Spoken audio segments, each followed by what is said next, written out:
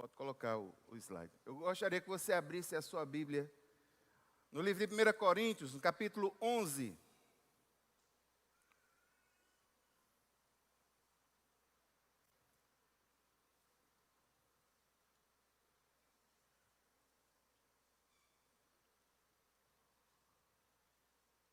Primeira Coríntios, no capítulo 11.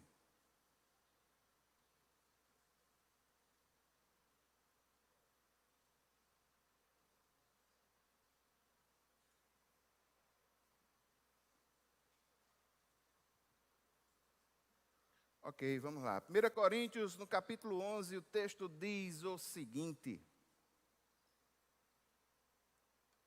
1 Coríntios, capítulo 11, a partir do versículo 17. O texto diz assim: entretanto, nisto que vou dizer, não os elogio, pois as reuniões de vocês fazem mais mal do que bem. Em primeiro lugar, ouço que, quando vocês se reúnem como igreja, há divisões entre vocês. E até certo ponto eu creio. Pois é necessário que haja divergências entre vocês, para que sejam conhecidos quais entre vocês são aprovados. Quando vocês se reúnem, não é para comer a ceia do Senhor, pois cada um come sua própria ceia sem esperar pelos outros. Assim, enquanto um fica com fome, outro se embriaga. Será que vocês não têm casa onde comer e beber? Ou desprezam a igreja de Deus e humilham os que nada têm? Que direi? Eu os elogiarei por isso? Certamente que não. Curve sua cabeça por um instante. Pai eterno e santo, Deus poderoso, nesse momento, Senhor, colocamos diante de Ti a nossa vida. Nós te pedimos, Deus, que o Teu Santo Espírito possa iluminar essa palavra em nossos corações. Nós oramos no nome de Jesus. Amém. Irmãos, os irmãos sabem da minha luta. Eu sou aquele que tem lutado o máximo possível para que no dia da ceia do Senhor o tema seja ligado diretamente à ceia. Ponto. Então, neste sentido, hoje eu gostaria de falar sobre a ceia. E é racional dizer que esse momento que vamos viver hoje, ele é inspirado numa refeição. Você deve saber, já deve ter percebido que comer e beber faz parte das ações mais elementares dos seres humanos. Fazer refeição juntos é uma das ações sociais mais fundamentais que nós participamos. Não é algo só nosso. Muitas religiões, muitas culturas utilizam o alimento, bebida, refeições comunitárias de maneira ritual e simbólica. Por exemplo, irmãos, pense nas atividades dessa igreja, onde se come enquanto casais. Quem fez cursilho sabe. Aqui e ali, termina-se uma reunião da juventude, aí a juventude vai para comer um potinho de açaí. Então, faz parte de nós como seres humanos nos reunir para confraternizar e de forma informal, numa refeição, estabelecer uma boa conversa enquanto se come. Isso é um fato. Fato. Quantas e quantas coisas já foi decididas em mesas, comendo? Quantas e quantas questões já foram trabalhadas? A religiosidade, irmãos, não está fora disso. Por exemplo, veja só, no Antigo Testamento, no exemplo de Eucana e Ana, os pais do profeta Samuel. O texto diz em 1 Samuel, no capítulo 1, dos versículos 3 e 4, que todos os anos esse homem, Eucana, ele subia de sua cidade a Siló para adorar e sacrificar ao Senhor dos Exércitos. E lá, Hofni e Finéias, os dois filhos de Eli, eram sacerdotes do Senhor. No dia em que Eucana oferecia sacrifícios, ele dava porções à sua mulher Penina e a todos os filhos e filhas dela. Ana não é citada aqui, porque Ana é estéril. E o fluxo e a importância desse texto está no nascimento de Samuel, que é aquele que encerra um forte ciclo no sentido sacerdotal e inicia um ciclo profético mais forte dentro da revelação. Mas o que a gente pode perceber aqui é que mesmo dentro de uma questão de adoração, uma questão cultica, está aí um momento em que aspectos são socializados numa refeição comunitária. As grandes festas anuais do povo de Deus, do povo de Israel, incluem refeições. Posso citar, e é comum que todos conheçam, a Páscoa. Êxodo capítulo 12, Deuteronômio capítulo 16. A refeição de Páscoa, para o judeu, ela é uma refeição que envolve elementos onde a família, ela se reunia e ao passo em que ia usufruindo dessa refeição, ela ia aprendendo valores eternos e glorificando a Deus. Quero lembrar os irmãos como é que funcionava. É claro que vou fazer um absurdo resumo de textos grandes, mas na semana da Páscoa, que era congregada com uma festa chamada Festa dos Pães Asmos, que reverberava essa festa de Páscoa. E a Páscoa é uma festa muito importante, porque foi o momento onde o Senhor se revelou de forma direta ao povo, e um momento em que esse povo se lembra do grande livramento que havia recebido de Deus. Mas como era essa refeição? Os senhores sabem. Pegava-se um cordeiro, esse cordeiro ele deveria ser consumido inteiro pela família. Se a família fosse pequena, pegava uma outra família. E o cordeiro fazia parte do cardápio, por assim dizer. Fazia parte desse cardápio as ervas amargas, para que o povo se lembrasse do tempo amargo que havia estado ali naquele lugar. A festa tinha os pães sem fermento. A ideia era mostrar pressa, porque um pão que é feito sem fermento, ele é cozinhado mais rapidamente. Você não vai esperar o fermento curtir. E a ideia é, posteriormente, através disso, mostrar a questão da pecaminosidade, que como um fermento pode levedar toda uma massa. Você tinha o cordeiro, que quando consumido, nenhum de seus ossos deveria ser quebrado. E esse cordeiro não poderia ser qualquer um. Você tinha as ervas, você tinha o pão. E como é que essa refeição ela era comida? Ela era comida de forma teatral. As pessoas, membros da família, se reuniam, sobretudo junto com os filhos mais novos, vestidos de roupas como quem fosse viajar rapidamente.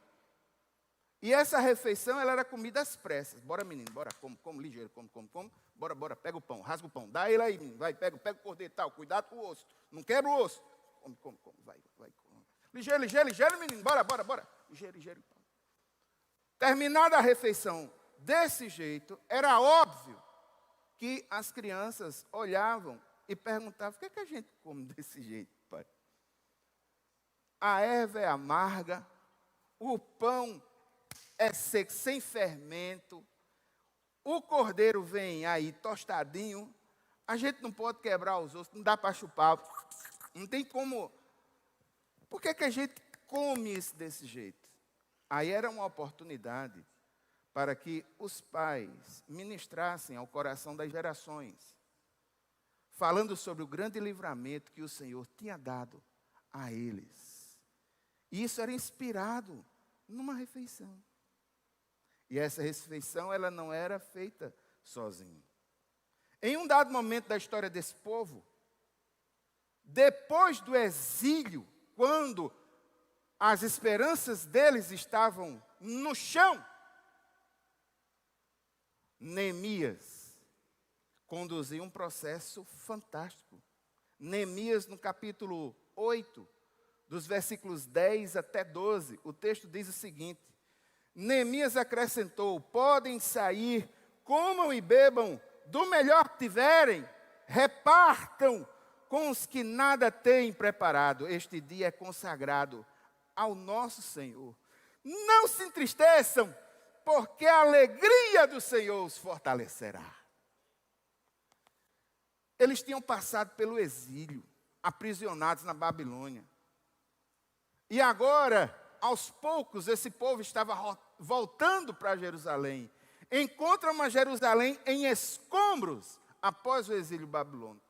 Os muros estavam derrubados, o templo havia sido destruído, a moral do povo estava baixa.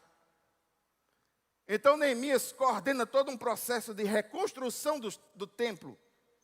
Uma reconstrução do templo não, dos muros, Neemias, dos muros, que era importante, porque os muros serviam de proteção à cidade. E no espaço de 52 dias, esses muros foram reerguidos. Houve também um processo primeiro, no sentido de reconstruir o templo. E sabe-se que Esdras foi levado no sentido de ajudar nessa reconstrução. E ele não apenas opera, juntamente com Neemias, a reconstrução física, mas ele trabalha uma reconstrução moral. Então, o que é que acontece? O que acontece, irmãos, é que nesse momento em que o povo foi confrontado novamente com as grandes verdades da palavra, esse povo, ele entra em choque, fica triste, porque eles haviam percebido que tinham pecado. No mesmo texto, nos versículos 11 e 12, você vê, os levitas tranquilizaram o povo dizendo: acalmem-se, porque esse é um dia santo, não fiquem tristes. Então todo o povo saiu para comer, beber, repartir com os que nada tinham preparado, e para celebrar com grande alegria, pois agora compreendiam as palavras que lhes foram explicadas por Esdras. Então houve aquele confronto, eles ficaram tristes, nós pecamos. Mas Esdras, através dessa refeição comunitária maravilhosa, os conclama a alegria, não fiquem tristes. Os conclama a celebrar o discernimento, porque o texto diz logo no final: agora compreendiam as palavras que lhe foram explicadas. E ao se depararem com a palavra de Deus, eles são deparados com os erros de suas vidas. E os levitas dizem: calma, não se entristeçam, fique feliz com isso. Fique feliz com isso. Entenda, você não é um ser a esmo. Você tem um plano muito maior do que você. Você tem um Deus todo-poderoso. Entenda que esse Deus poderoso também tem misericórdia. Era um momento de comunhão. Perceba, eles estão juntos. A grande maioria dos verbos que são utilizados, eles denotam que não é uma coisa solitária. A caminhada da vida, ela nunca é uma caminhada solitária. Ela sempre é comunitária. E aqui um toque para você: não se isole. Satanás quer ver você sozinho, porque você sozinho é mais fácil de ser derrotado. A caminhada cristã ela é uma caminhada comunitária, uma caminhada de compartilhamento. O texto diz que era para repartir com os que nada tinha preparado para aquilo. Havia um momento de ajuda. Que contexto fantástico esse de Esdras. Irmãos, eu vivi aspectos disso na prática. Os irmãos sabem que antes de estar servindo aqui nessa igreja, como pastor auxiliar, talvez um dos mais inexpressivos, mas eu estive à frente de duas congregações, a congregação em Campina Grande e a congregação em Santa Rita. Irmãos, não tem dia mais complicado para fazer comida do que o domingo. Porque muda. Há quem, inclusive, no domingo, vá comer alguma coisa fora, porque já comeu a semana todinha, dentro de um padrão, de um jeito. E no domingo o pessoal quer descansar, e quem é que vai lavar os pratos? Fora a questão da preparação da comida em si, porque quer queira, quer não, irmãos, esse culto, ele tem a perspectiva de encerrar às 10h30, pegar em bomba, hoje quem prega sou eu. Então, se você não deixou nada preparado e ainda vai preparar, muito bem. Aí, irmãos, o que é que a gente fazia, de vez em quando, lá nessas congregações? Me lembro que a gente fez poucas vezes, mas era muito engraçado. A gente dizia assim, vamos juntar as panelas. Vamos juntar as panelas. E a gente vai comer o quê? Assim, tiquinho, tiquinho dali, tiquinho daqui, tiquinho dali. A gente vai juntando o que tiver. Faz essa refeição meia Frankenstein. Mas o importante não era em si a qualidade da refeição, mas era o fato da gente estar junto. Em congregação que é de menor porte, congregação pequena, isso a gente vive mais. Eu admito que seria muito difícil a gente juntar as panelas da gente hoje. Mas isso mostra que não é algo impossível, é algo que pode acontecer. Aí, irmãos, qual é a refeição religiosa mais importante do Antigo Testamento? Com certeza, a refeição religiosa mais importante do Antigo Testamento e que reverbera no Novo Testamento é a refeição de Páscoa. E foi no Novo Testamento que Jesus se utiliza de uma refeição de Páscoa para ressignificar os elementos em sua vida, em seu ser, em seu ministério. Era uma refeição comunitária. Foi na comemoração da Páscoa, pouco antes da sua crucificação, que Jesus e seus discípulos celebraram juntos aquilo que haveria de ser conhecido como a última ceia e que inspira o momento que aqui hoje compomos. Isso nos faz enxergar que Jesus associava a sua morte à história central do Israel do Antigo Testamento, que era o Êxodo. Há uma sincronia entre essas duas coisas. Isso é uma prova que há uma ligação orgânica entre o Israel do Antigo Testamento e a igreja cristã. Não é à toa que essa perspectiva ela é chamada de judaico-cristã. Há uma ligação. Paulo vai lembrar dessa ligação. 1 Coríntios capítulo 5, versículo 7, Paulo vai dizer: livrem-se do fermento velho, para que sejam massa nova e sem fermento, como realmente são. Pois Cristo, nosso Cordeiro Pascal, foi sacrificado. Essa ceia tem uma grande diferença em relação à ceia de Páscoa do Antigo Testamento. Na de Páscoa do Antigo Testamento, o cordeiro está morto, é o prato principal. No Novo Testamento, é o cordeiro quem está servindo. Eu achei interessante, conversando com alguns pastores, sobre isso. E eu ajudei num culto de ceia em uma outra denominação do pastor, que está passando por dificuldades, está enfrentando câncer. E eu fui lá para pregar no dia da ceia. E ele disse para mim, aqui a gente chama de o banquete da graça.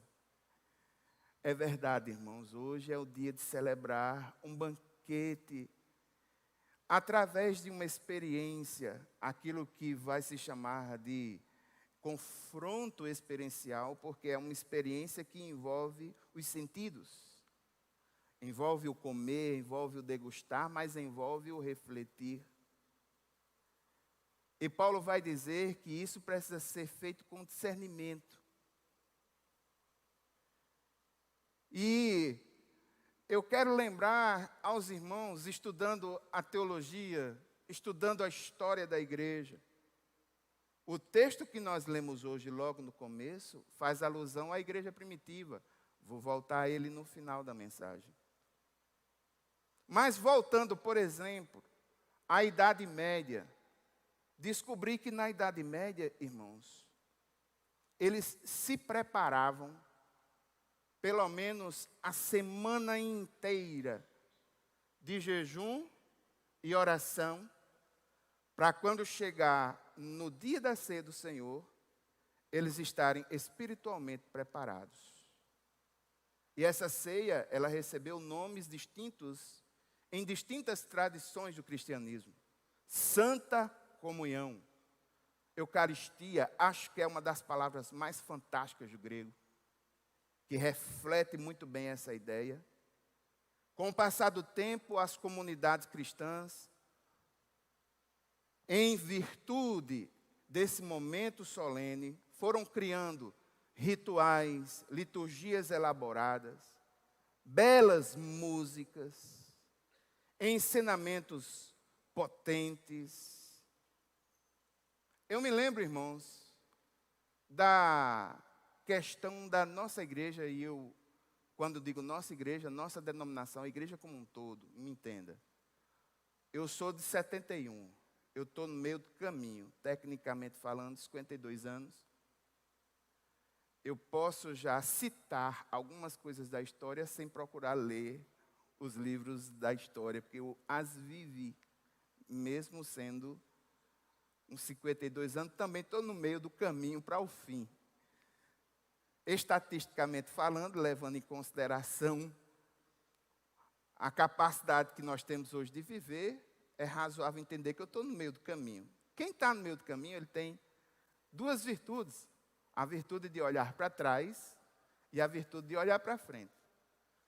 Olhando para trás, eu reconheço que nós temos uma história fantástica, sobretudo em relação a isso. E não é só na nossa denominação, em várias denominações. Irmãos, as preparações que as pessoas faziam na época da ceia eram preparações espirituais tão fortes. E eu posso provar isso aos irmãos através das nossas liturgias, através do nosso jeito de ser. Eu tenho aqui nas minhas mãos o cantor cristão. O cantor cristão, hoje em dia, ele é pouco utilizado. As suas canções são pouco utilizadas. Mas para mim, e eu gosto do cantor cristão, quem vê a live de oração sabe que eu tenho sempre cantado o hino do cantor, o hino da harpa, o hino do coros e salmos, o hinário para o culto cristão, o livro comum de orações, sei lá, o que eu gosto dessas coisas que registram. Eu fiz uma pesquisa no cantor cristão, irmãos, e constatei duas coisas. Primeiro, a igreja cantava mais. Por que eu constatei isso? Porque geralmente, os hinos do cantor cristão, eles são, no mínimo, 1,5 tom mais alto do que você pode suportar. Isso reflete que, como corpo, como igreja, é possível que, como comunidade, nós estejamos cantando menos por quanto grupo. E como a antiga corda vocal, agora chamada de prega, necessita de exercício, pois é um músculozinho, por não exercitar, vai perdendo a sua capacidade e a voz vai ficando mais grave. A segunda coisa que eu constatei, utilizando esses registros, além da pobreza literária das nossas canções atuais é a riqueza literária, litúrgica, teológica, envolvida em algumas dessas canções. No final do cantor cristão tem as sugestões para cada tipo de coisa da vida. E entre elas, a sugestão para os cânticos da ceia. Entre as sugestões para os cânticos da ceia, eu vou compartilhar aqui com os irmãos algumas. Por exemplo, o hino de número 82, cujo título é O Gólgota. O refrão dessa canção diz: ó quanto nos amou, amemos Ele também, confiando em seu amor, façamos todo bem. Outra canção que foi sugerida como para a ceia, 84, fala sobre a cruz. A cruz. Cristo, aliás, se abatem vis temores e a esperança se desfaz, é na cruz que encontro flores, dela vem prazer e paz. A pessoa, quando via para um culto de ceia, que se deparava com uma canção dessa, ela via com o seu coração de reconhecimento, reconhecendo a morte de Cristo na cruz do Calvário. A ceia cristã ela é simples, tem dois elementos, pão e vinho, e sabemos que esse vinho representa o sangue de Jesus. Olha como eram as canções que eram entoadas. Essa aqui eu me lembro da melodia, apesar de antiga. Oh, que precioso sangue, meu Senhor verteu, quando para resgatar-nos padeceu. O hino sugerido do número 92, até o título é interessante. O título é Substituição. Fala sobre a morte vicária de Jesus. Não foi por ele, mas por nós ali na cruz do Calvário. E o título, aliás, o coro dessa canção é um chamado à reflexão das mais fortes. O texto assume a postura de como se Jesus estivesse falando. E ele diz o seguinte aqui: morri na cruz por ti. Que fazes tu por mim? Olha que reflexão forte. Número 94. Jesus na cruz. O começo dessa expressão, falando sobre a impressibilidade de Jesus como mediador entre Deus e os homens. No primeiro ponto diz: só tu, Jesus, levaste a cruz. Mais para frente, e no 119, cujo título é Fidelidade, falava do momento de confissão de pecados, que a igreja o fazia, porque reconhecia que nesse dia tão solene, do mesmo jeito que Isaías, quando se deparou com a glória de Deus, olhou para si mesmo, para a sua pecaminosidade. A canção diz assim no seu coro: faz-me forte em confessar a ti, Jesus Senhor. Faz-me pronto a confiar em teu excelso amor. Número 123, cujo título é Bendito Cordeiro. Pelo menos essa canção tem perpetuado até os dias de hoje. Você conhece mais por causa da polêmica, porque o coro diz: alvo mais que a neve, alvo mais que a neve, sim, nesse sangue lavado, mais alvo que a neve serei. Uma geração cheia de mimimi não conseguiu discernir o espírito metafórico desse texto. Uma geração triste de cultura e de conhecimento da gramática. Número 142, o pão da vida. Pão da vida pão dos céus, pão de Deus é o meu Jesus. Versículo 2, sangue de Jesus verteu, é divino e eficaz. Canção número 143, a ceia do Senhor. Canção 144, Vera Páscoa. Dizendo isso que Paulo está dizendo, Jesus é a nossa Páscoa. Número 289, ao pé da cruz. Quero estar ao pé da cruz, de onde rica fonte corre franca, salutar, do Calvário monte. Sim, na cruz sempre me glorio. E enfim vou descansar, salvo, além do rio. Número 402 do cantor faz uma ligação da igreja de Jesus, como se ela tivesse sido escrava no Egito, como se uma lembrança simbólica de que nós sofremos no passado, mas por causa da morte de Cristo na cruz do Calvário, que venceu a morte, que está vivo e que habita em nossos corações. Nós éramos escravos do pecado e por causa dele estamos livres. Irmãos, ao observar as muitas tradições, eu me lembro, irmãos, de como era solene e importante esse momento. A partir da decoração. Irmãos, por favor, entenda, eu não estou fazendo nenhuma crítica direta, pejorativa ao que vivemos. Eu quero que os irmãos entendam as mudanças pelas quais passamos. Eu pastoreei igrejas onde as irmãs se reuniam para ornamentar a ceia do Senhor. Geralmente, a mesa da ceia do Senhor era uma mesa, vou descer, viu, Mídia? A ceia do Senhor geralmente era uma mesa ornamentada.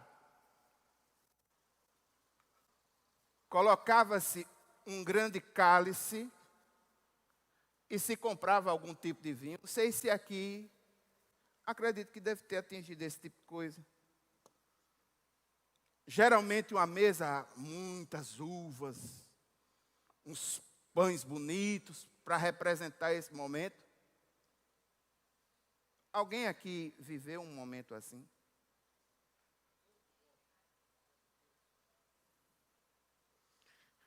E quando você chegava no culto de seco, você olhava, você já identificava, meu irmão, aos menos desavisados, só pela mudança, ele já entendia, hoje é diferente. Os diáconos organizados. Em algumas igrejas, irmãos, os pastores são reunidos, levantam a igreja para orar, oram pelos elementos, depois pedem a igreja para sentar, e eles vão para uma sala especial para lavar as mãos, porque o pão era partido na hora. Alguém acompanhou esse tipo de coisa? Aí pegava-se o pão, porque esse é o meu corpo que foi dado por vós. Aí começava, partia e colocava nos cestinhos. Algumas tradições eram assim. Partia e colocava nos cestinhos. Partia, colocava nos cestinhos. Aí ia enchendo o cestinho, aí o diácono via, pegava o cestinho e já ia começar a distribuir. Os pão, a gente sabia que era pão mesmo, porque estava vendo distribuindo, mas chegava, né, um maior, outro menor, uns pequenos, um mais generoso. Mas ia ali distribuindo. Mas o ato, o partir, o viver, aquilo era feito. Irmãos, vou trazer uma, eu particularmente não fui para nada assim. Alguns me falaram, e eu vou repassar para os irmãos do jeito que me disseram. Me perdoe. Tem algumas tradições do cristianismo que o cálice não é individual, não. É um cálice só. Alguns irmãos sabem disso. É um cálice bem grandão. Aí o irmão lá, ele ia com um lencinho. E esse cálice ia passando um a um. Aí chegava ali na frente, o cara limpava com o lencinho e tum. Ia para o próximo. Tum. Nunca vi não, nunca acompanhei. Eu sempre penso o último. Os irmãos já entenderam. Mas o objetivo do cálice era o quê? Era mostrar a união, a unidade. Todos tomam da mesma fonte. Entendeu? A união. União. Irmãos,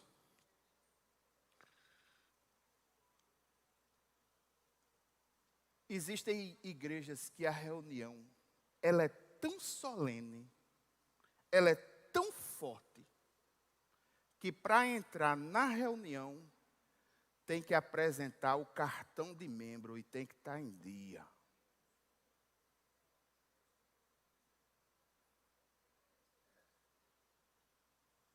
Eu não sei, Josué, a denominação batista já teve isso na vida? Eu acho que não, né? Ultra restrita, é isso mesmo. Isso. Mas hoje em dia, essa prática, perceba, ela vai para ser, meu irmão, vai. O diácono está lá na porta controlando. Cartão de membro, camarada. Pode entrar. A solenidade, não entrava todo mundo. Não entrava qualquer um. A igreja mantinha um espírito solene. Irmãos, de uma forma muito simples, gostaria que os irmãos analisassem como nós estamos hoje. O que nós perdemos, tendo que nos readaptar às condições que nos são impostas. Depois da pandemia, onde a igreja do Senhor se viu acuada, lutando internamente contra o medo do que seria aquilo, externamente contra atos insanos de pessoas que não conhecem a sua estrutura e nem seu jeito de ser. Nós tivemos que modificar nossos padrões e estruturas. O cálice e o pão agora vem de uma empresa. Tem um CNPJ.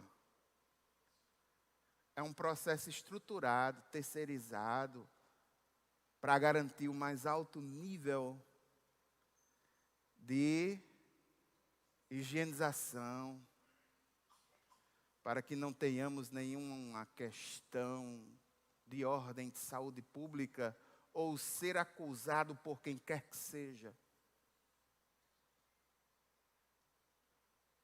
Perceba como nós estamos.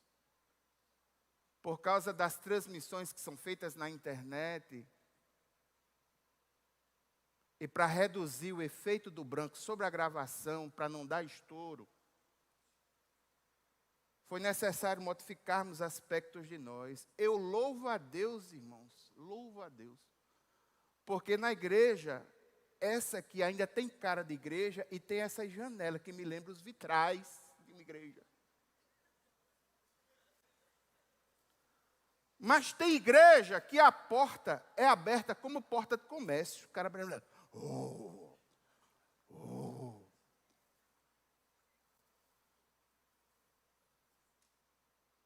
As nossas rotinas, nós estamos nos desumanizando. E cada vez mais vai diminuindo esse espaço.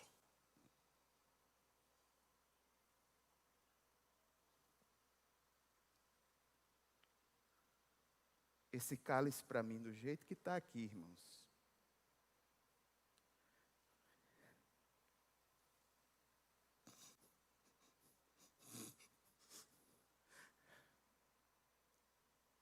Essa mesa do jeito que está aqui, simplesinha, um pano cobrindo. Muito que é o cristianismo hoje, escondidinho, coberto, coitado. Mas para mim está aqui o verdadeiro símbolo da resistência.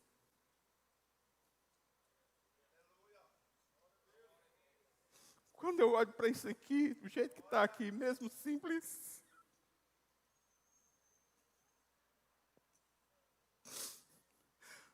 eu me lembro das palavras de Jesus.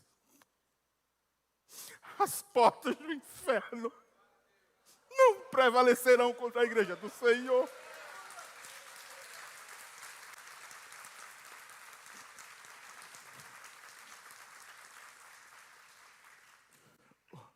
O texto que eu trouxe para os irmãos, eu reconheço que é um texto muito pesado. Mas eu quero lembrar, irmãos, que essa ceia e o texto que eu apliquei aos irmãos, o texto que o pastor vai ler aqui junto comigo, 1 Coríntios capítulo 11, dos versículos 23 até 26, que é o núcleo, antes denuncia a postura da igreja primitiva. A igreja de 1 Coríntios que já tinha banalizado isso. Irmãos, nós somos memorialistas. Na eclesiologia isso implica dizer que a ceia para nós tem um caráter unicamente memorial, relembrando a ceia de Cristo. E eu quero, irmãos, com isso, lembrar os irmãos que nós tenhamos cuidado com o memorialismo. Porque isso está dando a entender que a ceia do Senhor é um acréscimo. Como uma verruga que não faz parte do corpo.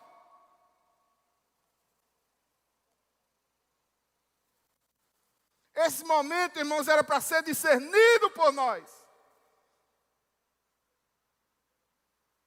Esse momento era para ser importante, solene. E eu me deparei com esse texto e disse, meu Senhor, eu vou levar um texto como esse, onde o egoísmo, a segregação da igreja está sendo denunciada nos erros de uma refeição comunitária, que inspira o culto de ceia que hoje nós participamos. Eu já tenho essa pecha de ser chamado daqueles que têm a mensagem mais pesada. Me lembro quando eu fui substituir o pastor Augusto na congregação de Campina Grande, vovó Xanda, uma pessoa muito conhecida da congregação, a mãe de Túlio, fui substituir Augusto, ela chegou para mim brincando e eu reconheci isso. Esse pastor Augusto é o pastor do amor, o pastor Cassé é do cacete, pau.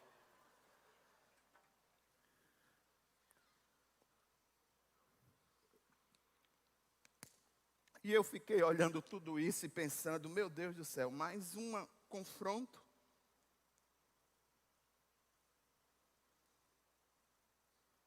Mas a pergunta que eu faço, irmãos, é muito simples. Você está realmente preparado para participar dessa ceia?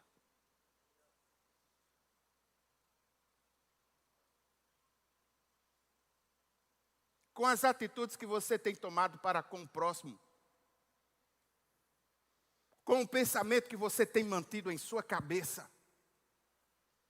Com o seu jeito de ser, com o tempo devocional que você tem dedicado a Deus?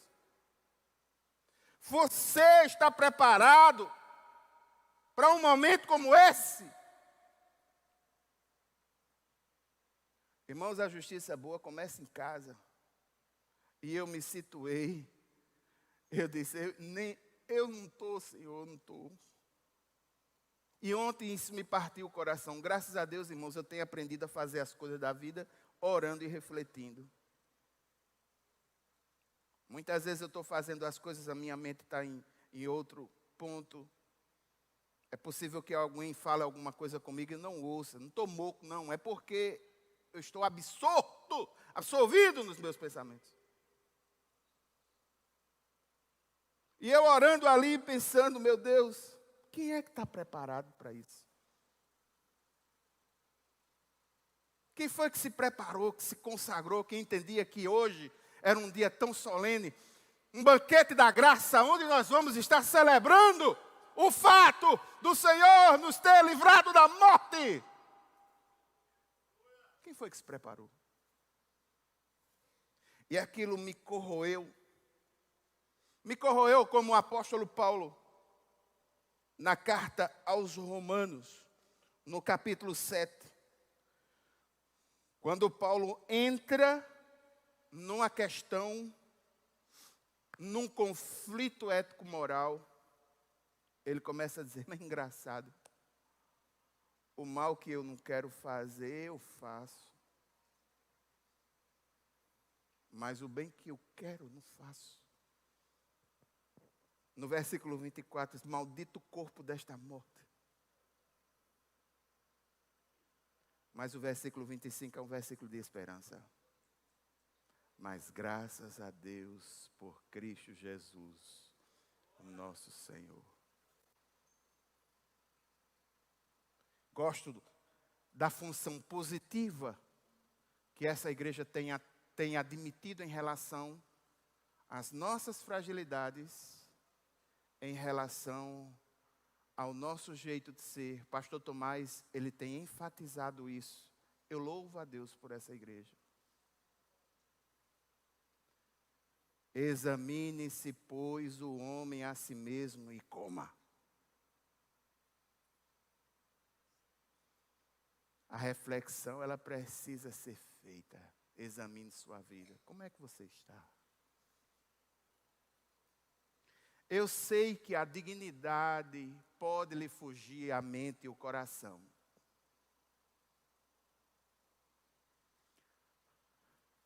Mas eu quero lembrar que você está sendo confrontado pela presença do Espírito que mostra aspectos da glória do Senhor.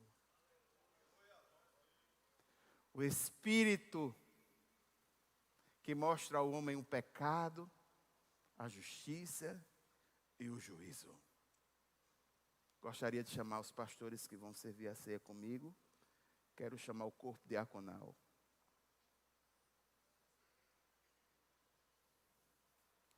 Se você no seu coração tem tido algum incômodo, ou essa mensagem lhe impactou, em nome de Jesus, não desista. Quero me posicionar como os levitas na reconstrução. Alegre-se, pois você não é insensível à voz do Espírito Santo. E essa capacidade não está em você mesmo. Cristo Jesus na cruz do Calvário foi quem quebrou esses elos, para que pessoas, as mais improváveis, como eu e você, pudesse, num momento como esse, celebrar este memorial.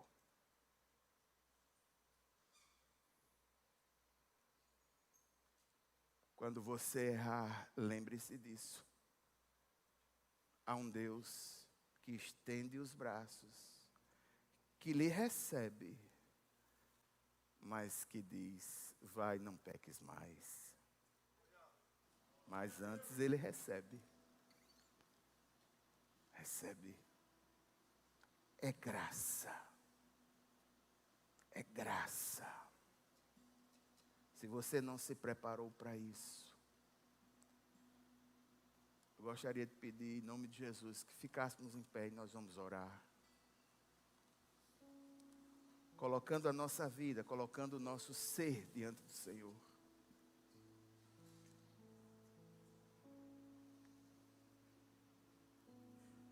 Pai eterno e santo, Deus poderoso, louvado e engrandecido seja o teu nome.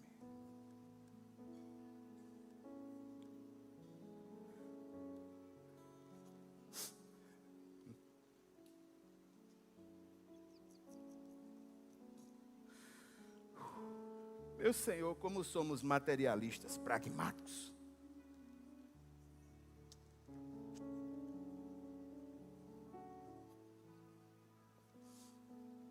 Cada vez mais, aspectos de nós têm se desumanizado. Meu Deus, em nome de Jesus, eu quero pedir a Ti, Pai, por favor, que o Teu Santo Espírito venha aos nossos corações, nos lembrando de onde nós estávamos, atolados, sem esperança. Mas como Paulo falou, Jesus é a nossa Páscoa. E essa passagem foi feita, não por causa dos nossos méritos, mas por causa dos méritos de Cristo na cruz do Calvário.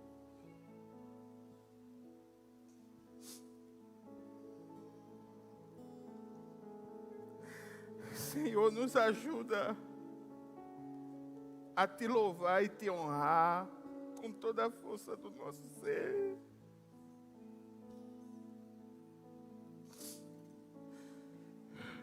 Nessa caminhada nós reconhecemos, Senhor, que muitas vezes as nossas forças vão embora.